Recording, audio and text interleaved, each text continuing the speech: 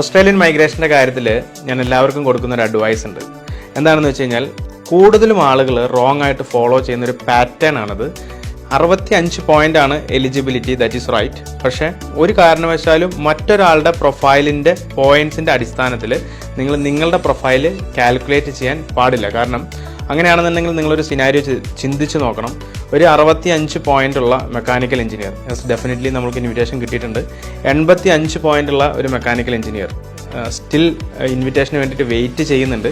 അപ്പോൾ ഒരു കാരണവശാലും ഞാൻ പറഞ്ഞു വന്നത് 65 പോയിൻ്റോ അല്ലെങ്കിൽ 85 പോയിൻ്റോ അതല്ല ഇതിൻ്റെ അടിസ്ഥാനം, അല്ലെങ്കിൽ അത് മാത്രമല്ല ഇതിൻ്റെ അടിസ്ഥാനം. മറ്റ് പല കാര്യങ്ങളും ഈ ഇൻവിറ്റേഷനുമായിട്ട് ബന്ധപ്പെട്ട് കിടപ്പുണ്ട്.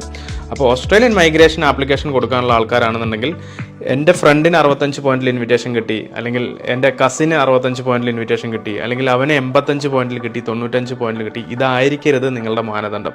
നിങ്ങൾ നിങ്ങളുടെ പ്രൊഫൈലിന് വേണ്ടിയിട്ട് ആത്മാർത്ഥമായിട്ട് പോയിന്റ്സ് ഇൻക്രീസ് ചെയ്യുക. എന്തൊക്കെ കാര്യങ്ങൾ അതിലേക്ക് എഫേർട്ട് ഇടാൻ പറ്റുമോ ആ എഫേർട്ട് ഇടുക. നല്ലൊരു ലോയർ അടുത്ത് നിങ്ങളുടെ ആപ്ലിക്കേഷൻ കൊടുക്കുക. ആൻഡ് ഇൻവിറ്റേഷൻ ഡിസൈഡ് ചെയ്യുന്നത് ഓസ്ട്രേലിയൻ ഗവൺമെൻറ് ആണ്. ഡാനിയലാണ്, ഫ്ലൈവേളിൽ നിന്ന്. Thank you.